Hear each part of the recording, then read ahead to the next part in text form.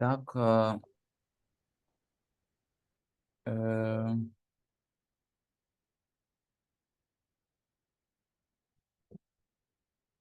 donc, on va poursuivre avec notre formation. Et la dernière fois, on s'était limité au niveau des cycles, structures et imbrication de structures. Donc, avant de commencer et continuer, là, on va faire un petit résumé de ce qu'on a vu. Donc, on avait vu les cycles, le cycle des market makers. Donc, on avait dit qu'un cycle commence par un faux mouvement et se termine par un faux mouvement. Donc, quand je prends un cycle baissier, donc, on commence par un faux mouvement haussier. Le vrai mouvement qui est baissier se termine par un faux mouvement. Et un cycle haussier, donc on va commencer par un faux mouvement baissier, un vrai mouvement haussier et un faux mouvement baissier. Donc, et également, on avait dit que le cycle, on peut avoir cycle de la semaine, cycle du mois. Donc, le cycle du mois, ça c'est en daily, on va voir le cycle du mois.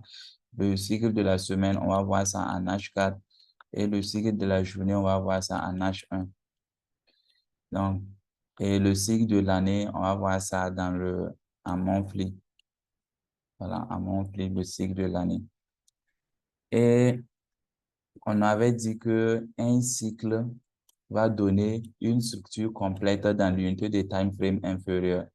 Donc, je prends ici, donc je vais mettre ici H4. Donc, quand on prend ce cycle aussi de H4, dans l'unité de time frame inférieure qui est H1, ce cycle va nous donner une structure complète. Donc, pour dire que ce cycle est terminé, on doit avoir une structure complète à l'unité de time frame inférieure. Et cette structure complète-là, c'est tout simplement W, V, V, M. Donc, quand on a ça, on dit que la structure, elle est complète. Donc, on va commencer par le, le pic, un premier level, deuxième level, un troisième level et le majeur qui se termine par un pic. Et également, une structure va commencer par un pic et se terminer par un pic également. Donc, une structure complète commence par, même si elle est incomplète, bon, ça commence également par un pic et se termine par un pic. Seulement que complète, on aura 3 levels à l'intérieur. Donc, la fois passée, on avait fait l'imbrication de structure. Voilà. Et c'est la même chose également quand on prend ce cycle. Et vous allez voir que ça, ce qui est là, ça correspond à un cycle également de H1, un cycle également de H1 qui est là. Donc, ça fait 3 cycles de H1 qui forment une structure en fait. Donc, quand on prend ce cycle de H1, on part en M15 également. On doit avoir 3 levels en M15. Donc, ici, on doit avoir un truc comme cela. Un level, 2 levels, 3 levels. Le majeur qui vient faire le reset pour contenir du level 2, level 3, level 1, level 2, level 3, level. Voilà, tout simplement comme cela. Donc, ça, c'est l'imbrication de structure. Donc, le fait de passer d'une structure comme cela à plus de détails de ce genre, on appelle ça une imbrication de structure, tout simplement. Donc, en fait, l'importance de la détermination des levels. Par exemple, si vous venez sur le marché, donc nous, on va commencer notre analyse en H4. Donc, vous venez sur le marché, vous venez trouver que le marché a fait un truc comme cela en H4. Donc, ils ont fait le pic a commencé, la tendance baissière, il est là. Donc, vous allez identifier ça comme votre premier level de H4. Donc, level 1 de H4 qui est là. Donc, ça, c'est votre premier level de H4. Et ça, vous allez dire, c'est le deuxième level de H4. Donc, maintenant, nous, on sait qu'on doit s'attendre à un troisième level de H4. Mais d'abord, même pour s'assurer, on doit s'assurer que, on doit s'assurer que ce deuxième level de H4 est terminé. Si c'est bien terminé, ça veut dire qu'en H1, on doit avoir 3 levels en H1. Ce qui nous pousse maintenant à aller en H1 on doit isoler ce mouvement-là, en fait. pour voir ce que le marché a fait en H1. Et ce mouvement qu'on va isoler, on peut venir trouver que le marché a fait ça, donc de là, hein, donc le marché qui fait un level, deux levels comme cela. Donc, automatiquement, nous, on sait que ce deuxième level de H4 n'est pas encore terminé parce que on n'a pas trois levels en H1, c'est uniquement deux levels en H1.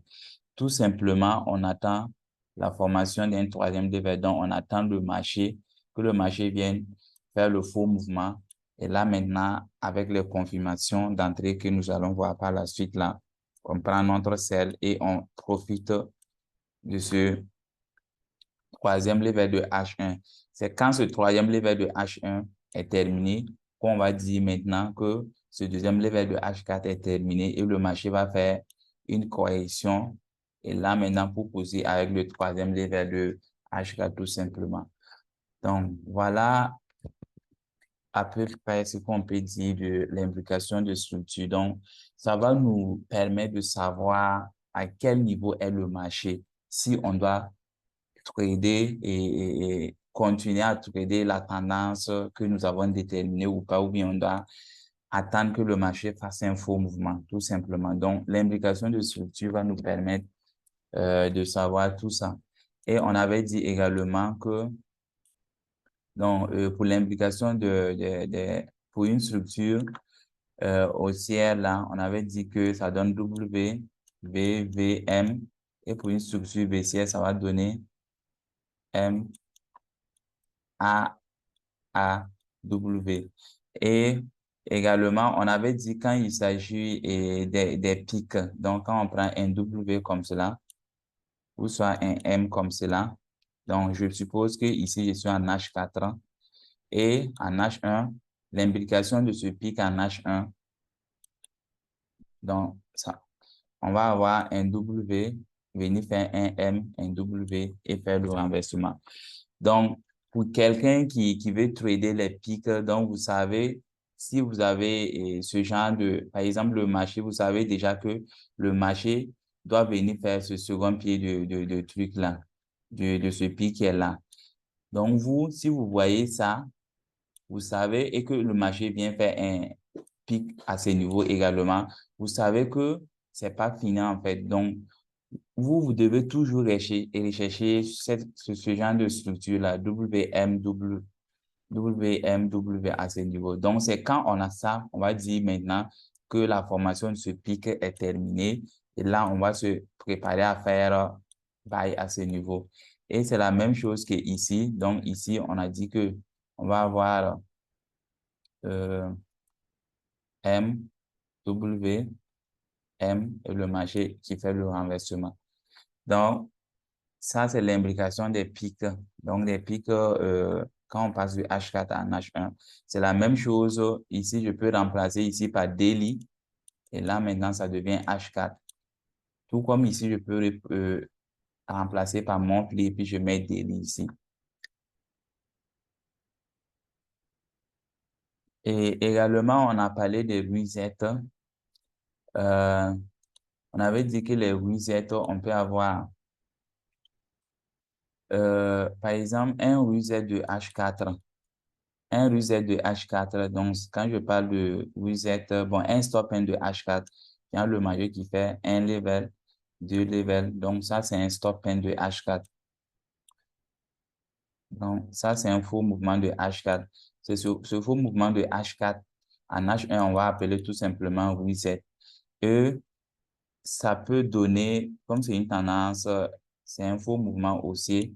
Donc, ce faux mouvement haussier, on va appeler reset en H1 et ça peut donner une structure incomplète. Donc, il peut faire un level, deux levels, venir faire le renversement et faire poursuivre avec ce deuxième level. Donc, ça, c'est une structure incomplète. Donc, ça a donné un level, deux levels.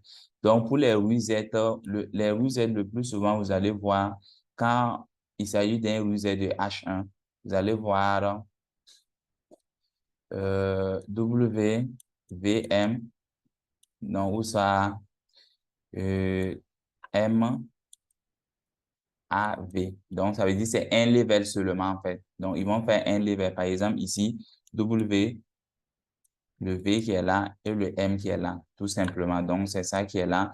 Et tout comme si c'est une tendance haussière, on va avoir M et un faux mouvement, un reset haussier, on va avoir M, A, W à ce niveau, tout simplement. Mais on peut avoir des resets peuvent former une structure complète. Par exemple, quand on prend un reset de daily, donc je prends par exemple en daily, le marché qui fait un level, stop and deuxième level. Donc, ce stop and de daily qui est là, en H4, on peut avoir deux levels en H4. Donc, ce qui va nous donner un level, deux levels comme cela en H4 et le marché qui fait. Donc, en ce moment, on va dire que ils ont, ce reset ce faux mouvement de daily, on va appeler en H4 un reset en ce moment. Et ce reset a fait une structure incomplète. Donc, un level de H4, deux levels de H4. Donc, mais maintenant, chaque level de H4, vous allez voir qu'ils vont donner trois levels en H1. Donc, là, maintenant, ça donne une structure complète. Donc, trois levels en H1 également ici. Là, ça va donner une structure complète. Voilà.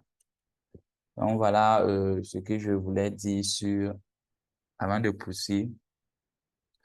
Donc, on va continuer avec les sessions et les timings et le timing. Donc, il faut noter que les sessions qui vont plus nous intéresser,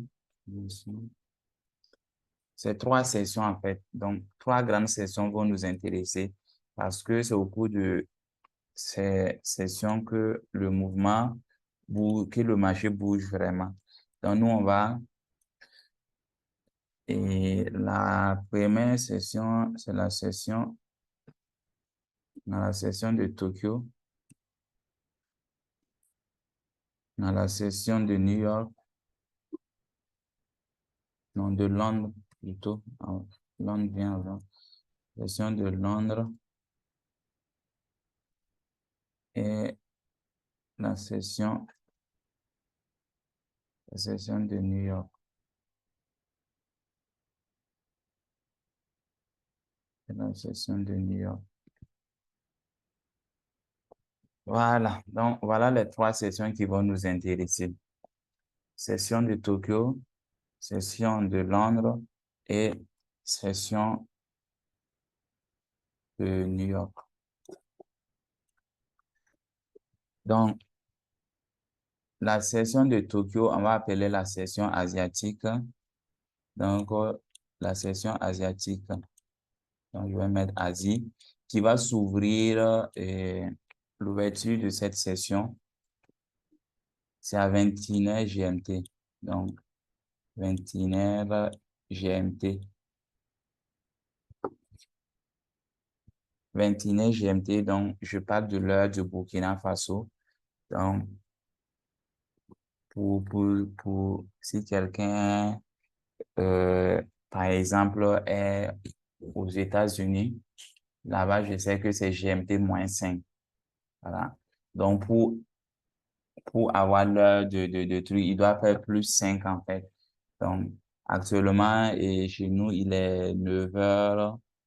Donc, je sais qu'aux États-Unis, il est 4h là-bas. Il est 4h, donc les gens dorment toujours. Donc, si eux, ils veulent faire et paramétrer le SM Work Time, ils doivent faire +5 maintenant et à l'heure que eux, ils ont chez leur broker à ce niveau, tout simplement. Donc, ils s'ouvrent de 21h GMT à 5h GMT. Donc, les heures que je vais donner, c'est GMT, donc l'heure universelle. Et on a la session de Londres à ce niveau, donc qui va s'ouvrir de 7h, donc 7h GMT, et se clôturer à 16h GMT. Et la session de New York,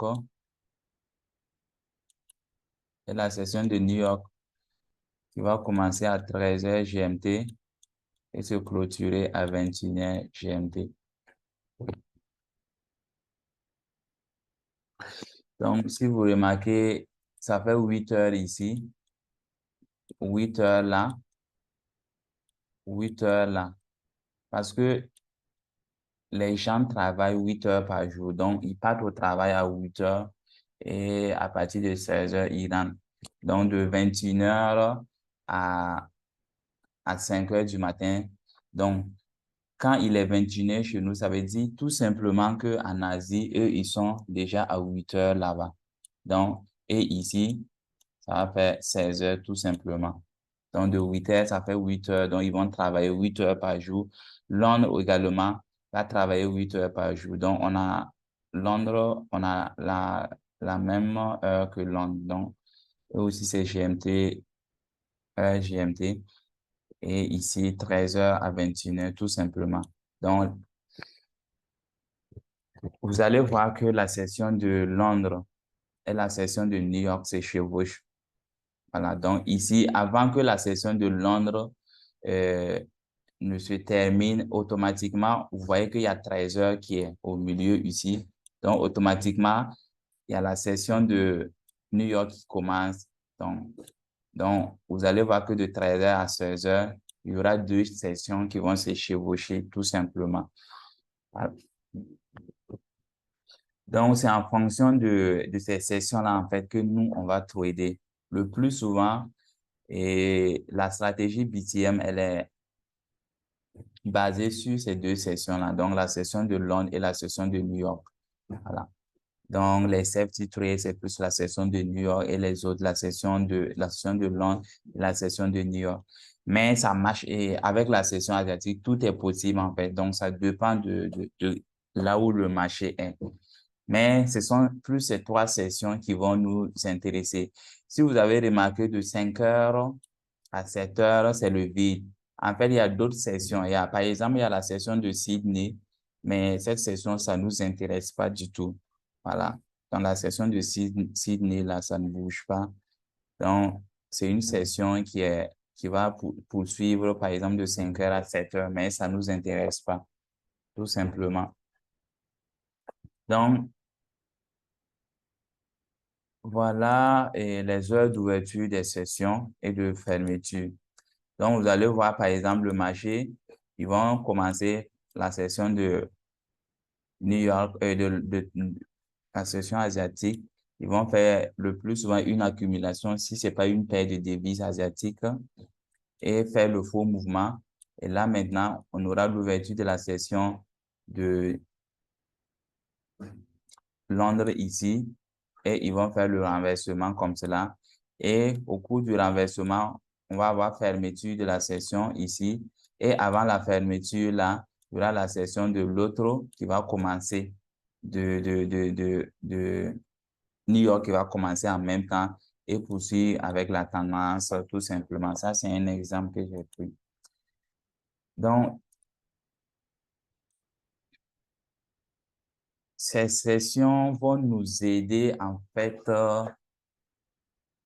vont nous donner, comment je vais dire ça, vont nous permettre de venir trader, comment est-ce que je vais appeler ça? Bon, on va parler des timings avant de dire ce que je veux dire. Donc, si vous connaissez maintenant les heures d'ouverture des sessions, il y a ce qu'on appelle le timing que vous devez connaître également parce que c'est les sessions et les timings, en fait, ça va ensemble. Le timing, tout simplement, c'est quelle paire vous devez trader dans quelle session. Donc, quelle paire vous devez trader dans quelle session, tout simplement. Donc, par exemple, souvent, je vois des gens pendant la session asiatique,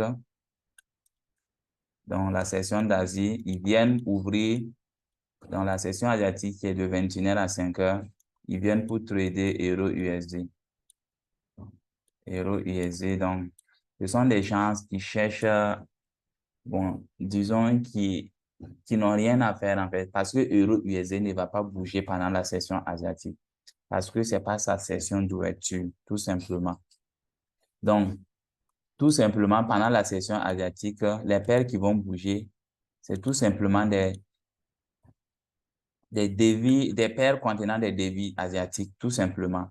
Et on a 3 devises asiatiques. Donc, les devises asiatiques, on a l'AUD qui est là, AUD, et on a le NZD, et on a le JPY. Donc, voilà les devises, c'est les paires contenant ces devises-là, en fait, qui vont plus bouger pendant la session asiatique. Parce qu'en Asie, eux, ils vont utiliser que leur monnaie.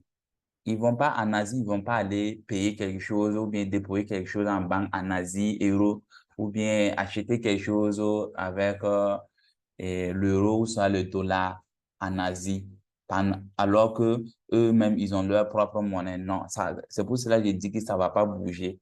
Il y aura pas de fluctuation sur l'euro USD pendant la session asiatique parce que c'est pas leur session d'ouverture tout simplement. Et quand on est au niveau de la session de Londres, voilà les devises, donc les paires contenant ces devises, vous devez vous focaliser sur ça. Donc, il y a le CHF, donc le franc suisse, on a le GPB, la livre sterling, et on a l'euro. Donc, voilà, quand vous êtes au niveau de la session de Londres, voilà les paires, et ce sont les paires contenant ces 3 devises que vous devez plus vous focaliser. Voilà, vous devez plus vous focaliser. Et la session de New York, là-bas, on en a 2. Donc, c'est le CAD, le dollar canadien et l'USD tout simplement. Donc, vous devez plus vous focaliser sur également ces 2 paires quand on est au niveau de la session asiatique. Mais ça ne veut pas dire que le reste ne va pas bouger. D'autant plus que de Londres à New York, il y a un chevauchement. Donc, ça veut dire tout simplement pendant la session de Londres, vous pouvez vous focaliser que sur ces paires-là. Mais les paires AUD également peuvent bouger pendant la session de Londres. Mais ce qui a une énormité, c'est venir trader euro USD pendant la session asiatique ou bien GBP USD pendant la session asiatique parce que ça va pas bouger. Ça va pas bouger.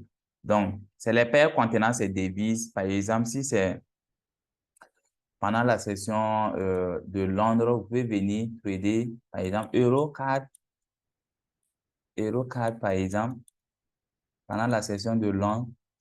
Donc, on sait que l'euro, il est là et CAD, il est là. Donc, vu que les 2 trucs se chevauchent, donc vous pouvez trader ça pendant, parce que on se dit ça va bouger. Voilà. Si, en tout cas, il ne décide pas de faire une consolidation, ça va bouger. Mais c'est venu trader euro et USD pendant la session asiatique là qui est bizarre.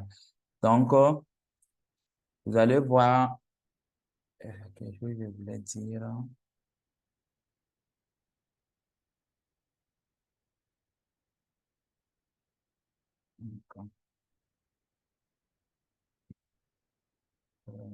Un instant, j'arrive. Bon, il y a quelque chose que je voulais dire, mais j'ai oublié. Ça va me revenir. Voilà. Donc, par exemple, nous, avec notre stratégie, vous allez toujours venir à 8 heures. Toujours venir à 8 heures. Donc, à 8 heures, déjà, on sera dans la session de Londres. Puisqu'on a dit la session de Londres commence à 7 heures GMT. Donc, quand je dis 8 heures, c'est 8 heures GMT. Vous venez toujours à 8 heures pour voir. Donc, quand vous venez déjà à 8 heures, en fait, vous savez automatiquement quel type de trading vous devez appliquer. Donc, au niveau des confirmations. Parce que la session asiatique, en fait, va nous montrer en fait quel type de trading on va. Par exemple, si je suis dans une tendance baissière, donc moi je sais qu'on est dans une tendance baissière et je vois le marché qui fait accumulation comme cela. À la sortie de la session asiatique, ils commencent à faire un faux mouvement et ils ont cassé le haut de la session asiatique. Automatiquement, moi je sais que c'est un safety 1 que je dois m'attendre. Vu qu'ils ont cassé le haut, je sais que c'est un safety 1, je dois m'attendre, tout simplement. Ou bien, vu que c'est une tendance baissière, donc ça, c'est un faux mouvement et j'attends un safety 1. Ou bien, je viens trouver que le marché qui fait accumulation, mais ils n'ont pas réussi à casser le haut du box asiatique et ils ont fait le pic. Je sais que c'est un safety 2, je dois m'attendre. Ou bien, ils font accumulation, ils continuent à baisser comme cela.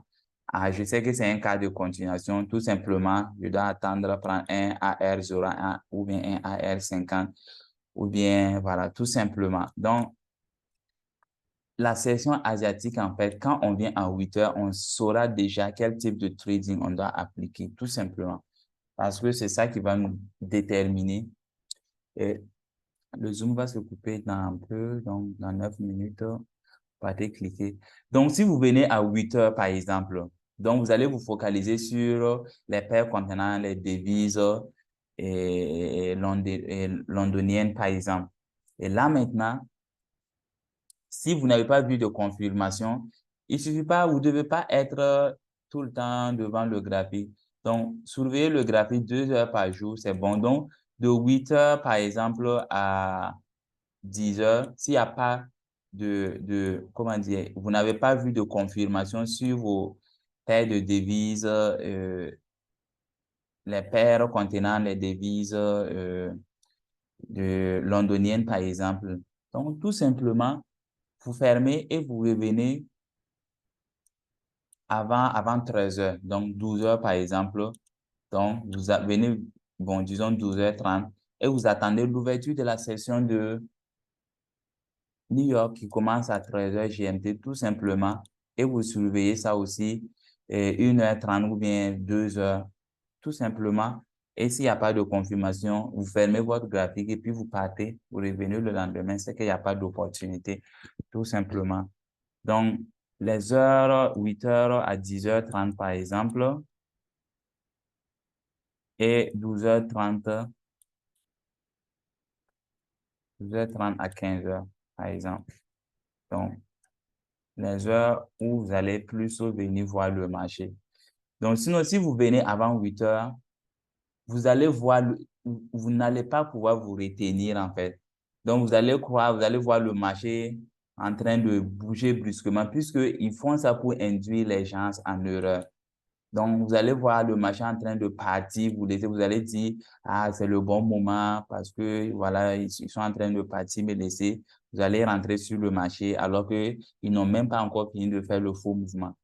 Donc, si vous venez avant 8 heures, vous allez prendre des positions et ces positions, ça sera sur des faux mouvements, en fait, tout simplement. Et vous allez on va vous faire sortir sur le marché. Donc, avant la réelle tendance, tout simplement. Donc, je ne sais pas s'il y a des questions.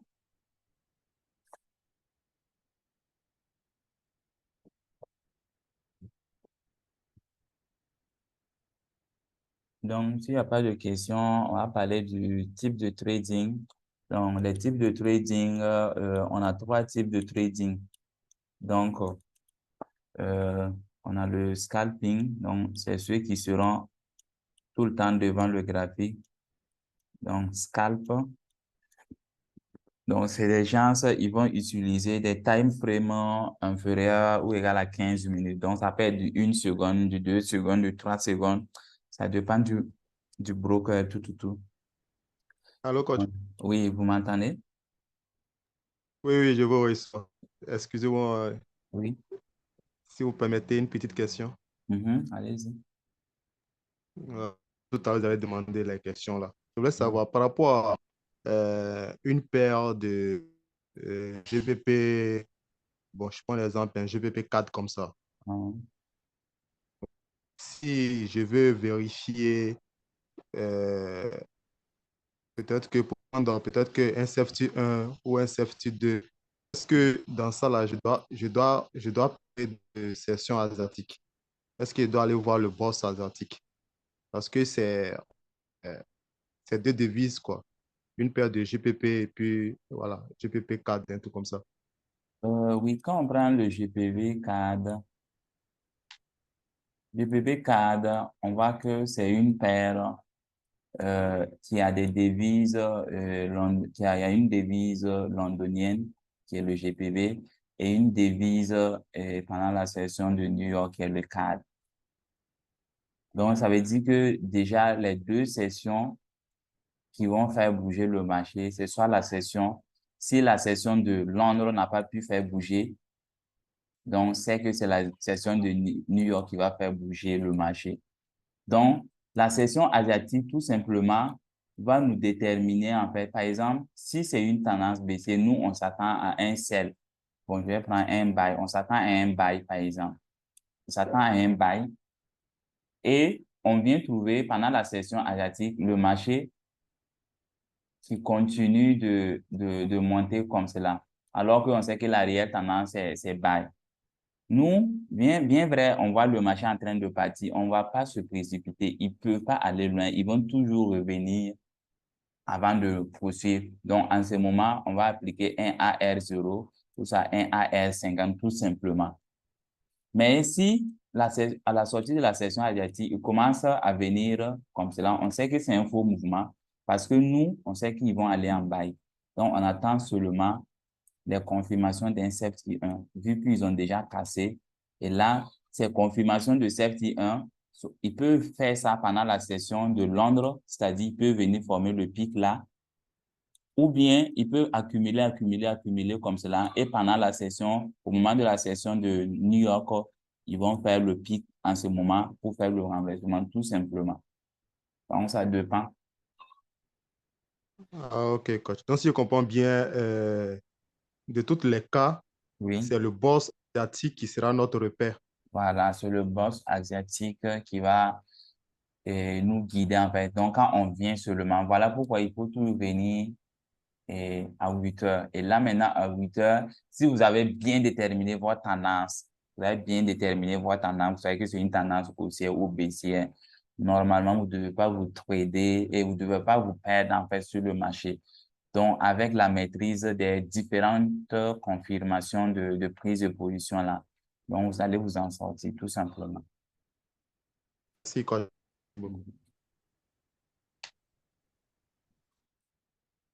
Donc, je disais qu'on avait trois types de trading. Donc, le premier type, c'est le scalp. Donc, le scalp, c'est ceux qui utilisent des time frames qui vont analyser le marché, soit sur du 1 seconde, voilà, du 1 minute, du 5 minutes, bon, et même du 15 minutes. Donc, c'est des gens, ils vont trader les petits détails, en fait. Donc, ça veut dire, ils vont aller dans les time frames inférieurs, donc, pour trader les petits détails. Donc, ce sont des gens, ils seront toujours concentrés sur le graphique. Donc, imagine en une minute, bon, le marché peut faire une structure en une minute, hein. Donc, quand on prend une seconde, quelqu'un qui trade en une seconde, le marché peut faire ça. Donc, eux, ils vont profiter, prendre, voilà, ces trucs-là, en fait. Donc, en fait, tout le truc là, c'est imbriqué. Donc, par exemple, quand on prend du 1 minute comme cela, on prend en une minute aussi, on va avoir un cycle de 1 minute. On peut avoir un cycle de 1 minute. Et ce cycle de 1 minute aussi, on peut l'imbriquer. Par exemple, on part en 2 secondes, ou bien en 3 secondes, ou bien en 5 secondes. On va l'imbriquer aussi. Eux aussi, ils vont trader comme cela, tout simplement. Voilà. Donc, ça, c'est le scalp. Donc, il y a l'intraday. Donc, nous, on va plus se focaliser sur l'intraday. Donc, l'intraday, c'est ceux qui vont analyser sur du H4, sur du H1 et sur du M15. Donc, c'est notre stratégie. Tout d'abord, on vient en H4 pour déterminer la tendance. H1 va nous donner, et ça, c'est la tendance de la semaine. H1 va nous donner la tendance de la journée. Et M15, on va utiliser M15 tout simplement pour nos confirmations de prise de position. Donc, et l'intraday, c'est ID, ça veut dire l'intraday tout simplement. Voilà. Donc, ça veut dire à la fin de chaque journée, on doit couper notre position-ci ou bien l'intraday, en fait, on peut le laisser également en swing. Voilà. Vu qu'il y a du H4, on peut le laisser en swing. Si c'est au début d'une tendance, on peut le laisser en swing. Donc, je prends par exemple le swing, c'est le